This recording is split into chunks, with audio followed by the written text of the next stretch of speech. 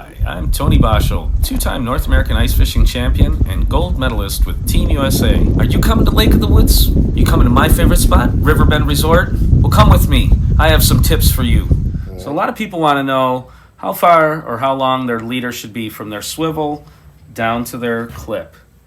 And I'm going to show you a little trick I learned. You just check how long or deep your ice is. You can use your scooper.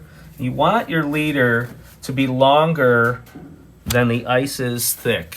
And if your leader's longer than the ice is thick, when that fish is coming to the hole, especially in the classic stained water you're going to have on Lake of the Woods more often than not, you can't really tell where the fish is. So once you see that swivel coming, you know the fish is getting to the hole, and you can slow down and wait and watch for the fish to get centered and get up the hole instead of bumping them in and bumping them off the hole. So it gives you an early warning that the fish is getting close to the hole. You can kind of